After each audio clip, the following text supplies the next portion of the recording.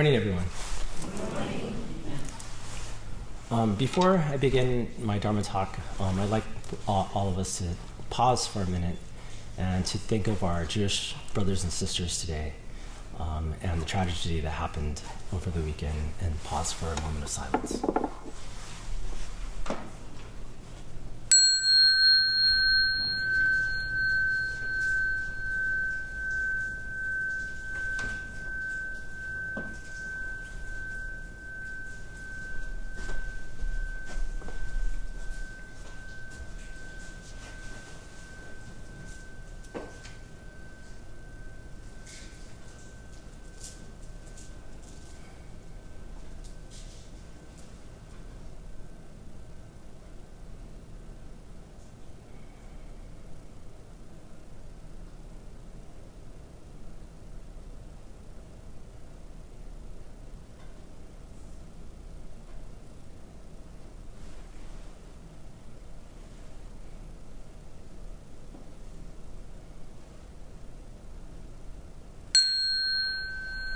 Namanda, namanda, namanda. Namanda, namanda, namanda, namanda. Thank you. Please join me in Gashal.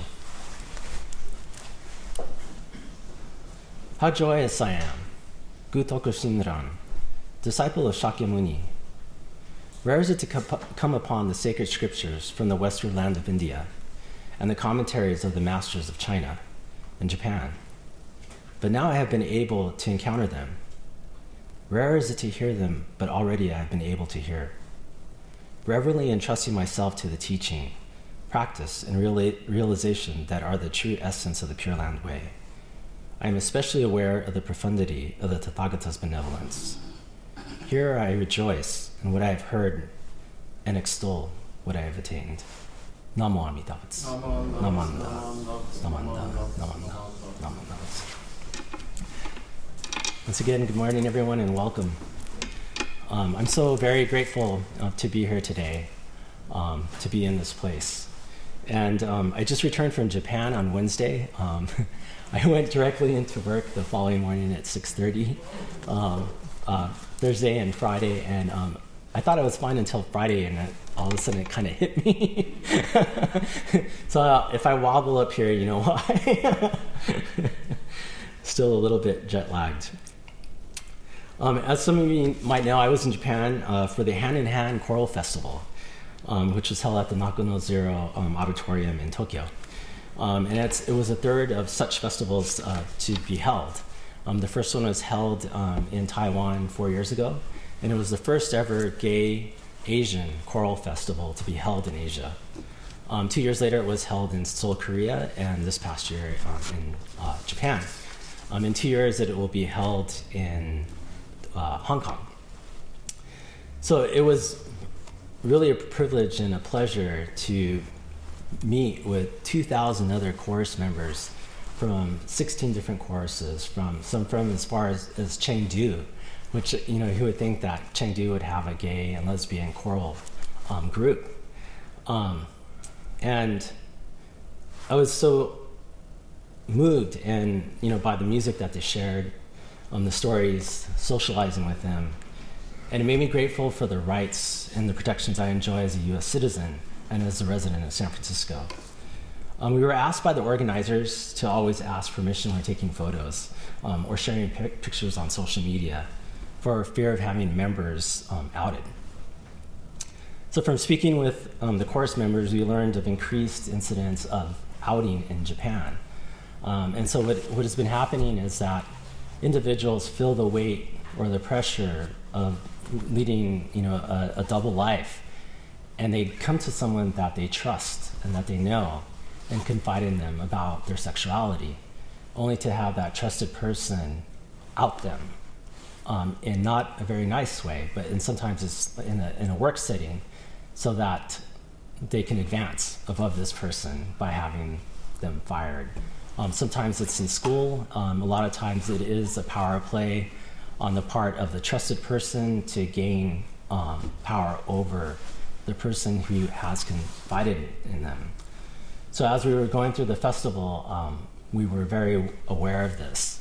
and made sure that we asked permission on taking photos and sharing video. So it's with a deep sense of gratitude that while not perfect, that things have improved, in our country. While the primary purpose of this trip for me was this festival, in a way, it was also a pilgrimage. It was a way for me to connect with Shinshu's teaching and the places that were important to Jodo Shinshu. It began with my course brothers, and we all wanted to go to the Tsukiji fish market because that's you have to have sushi at Tsukiji. Even though they moved the actual fish market across to the island, the market is still there. And so on the way to Tsukiji, I was like, do you mind if I make a little stop? And of course, we went to the Betsuing, the Tsukiji Betsuing. And I was very, as you know, the Gappa course has performed here before. And as we were walking out Tsukiji, I offered Oshoko at Tsukiji Betsuing. And as I was coming out, one of our members noticed the Kujo Sagari Fuji Mon that's on the gates of the Betsuing. He's like, hey, that's on your temple, isn't it? And I said, yeah, it is actually. And I said, this is my temple. And he's like, oh, that's cool. So it was a way of me sharing, a part of my faith tradition with my course members.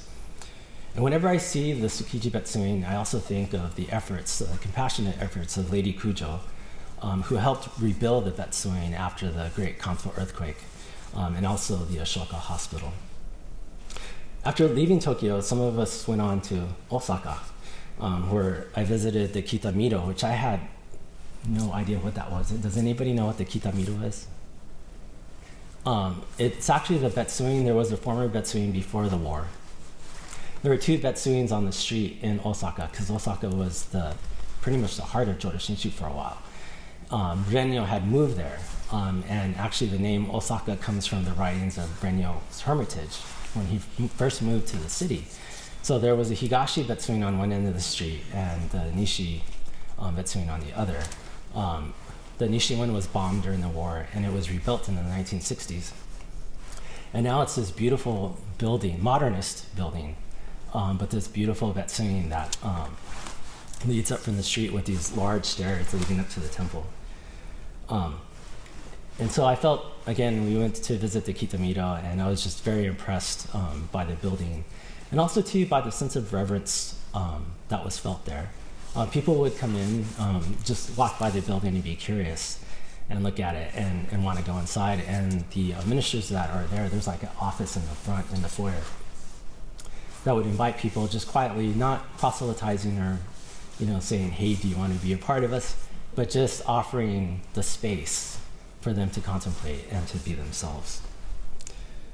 Another place that's in Osaka that's related to our Jodo Shinshu tradition is Osaka Castle, which is actually the site where Renyo had built his hermitage and later became the Ishiyama Betsuing. My boyfriend and I later went on to Kyoto, and there we visited, when we first got there, we visited the Otani Honbyo, which is where Shinran is buried, or his ashes are interned. And the second morning, we attended service at 6 a.m. at the Nishi Honganji. Usually the sutras are chanted in the Amida-do, which is the right-hand temple, as you look at the Honganji. And then to the second, the left-hand side is the Goeido, which is the Founders Hall.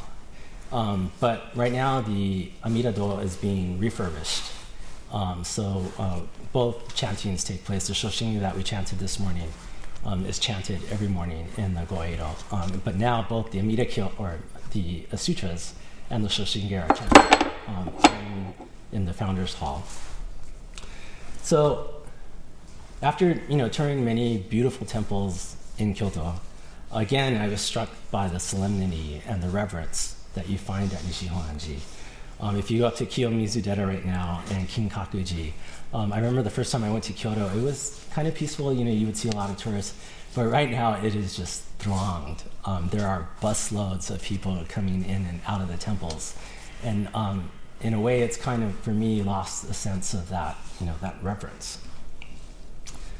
Well, at the Honganji, I was very fortunate to be given a tour by Tabitha, which is Sensei Kobata's daughter. And so Mark and I toured the grounds, the back area. And having been the third time I visited here, I thought that I had seen and been shown most of everything. But on this particular occasion, Tabitha pointed out one thing that either I don't recall or was never shared with me. And this particular item really emphasized the teachings of Jodo Shinshu for me. In front of the Goeido, there's this basin, a square stone basin that catches the rainwater from the roof of the Goeido. And on this square basin are 4 goblins, and they're called Amano Joku. I don't know if I'm pronouncing that right, but Amano Jaku, actually. So these Amano Jaku aren't particular to Jodo Shinshu. They're part of Japanese Buddhist culture. And they're said to be demons that can read the darkest desires of people and cause them to act on them, causing suffering. In art, the Buddhist deity Bishamonten is often seen subduing these demons. And so you'll often see in the eaves of rafters, they're like holding up the rafters. And in the case of at the Honganji, they're holding up this stone water basin.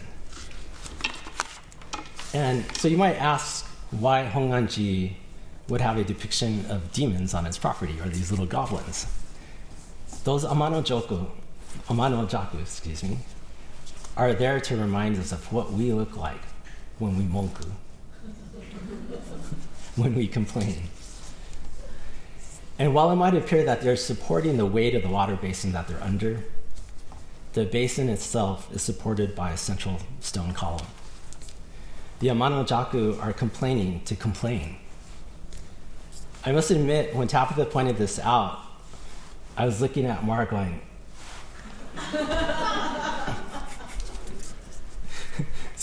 and I really want to say, see, that's what you look like when you complain. But that would have turned me into that Amano Jaku. They're not there to shame, but to reflect our true nature, as does the Dharma. And thinking about things in their proper light, I was grateful that a non-Buddhist, Mark, got up at 5:20 a.m. in the morning to walk to a cold temple with me at 6 in the morning to chant for an hour. Many of us who are Jodo Shinshu find it difficult to chant for 20 minutes. I know, I've heard the monku.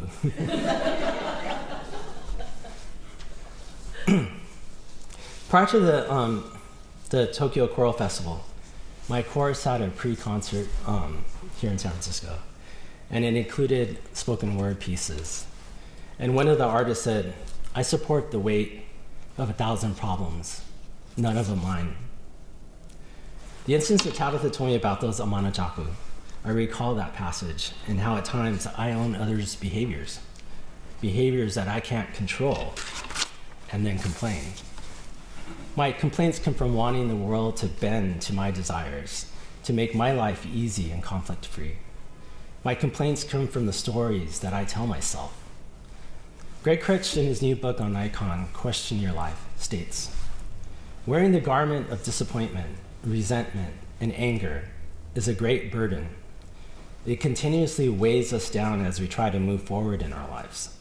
The toxicity of this story garment leaches into our relationships and with our own partners. It affects our fundamental view of life.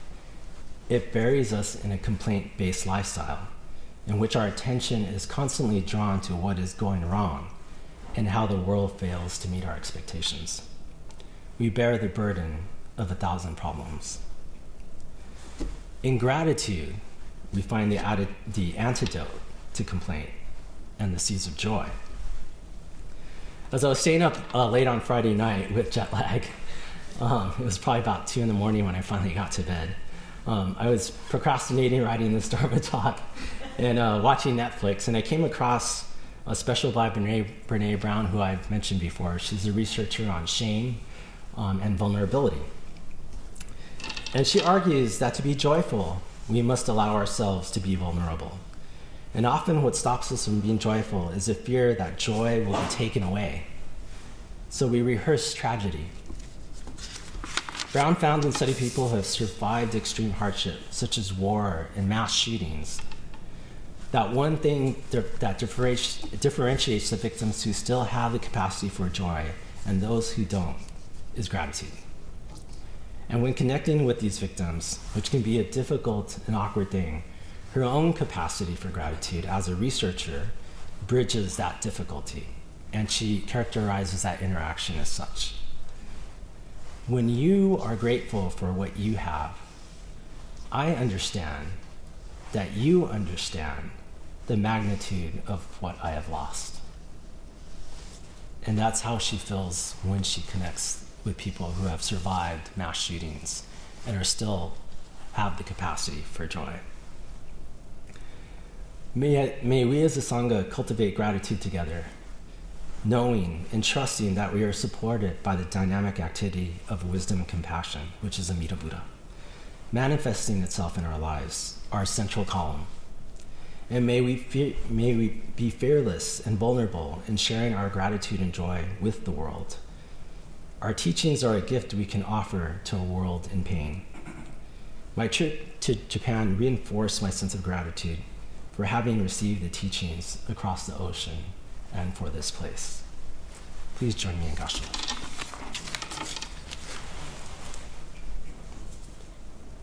How joyous I am, Gutoku Shinran, disciple of Shakyamuni. Rare is it to come upon the sacred scriptures from the western land of India and the commentaries of the masters of China and Japan, but now I have been able to encounter them. Rare is it to hear them, but already I have been able to hear. Reverently entrusting myself to the teaching, practice, and realization that are the true essence of the Pure Land Way, I am especially aware of the profundity of the Tathagata's benevolence. Here I rejoice in what I have heard and extol what I have attained. Namo Amida Butsu. Namo Amida Butsu. Namanda, Namanda, Namanda, Namanda, Namanda Butsu. Thank you.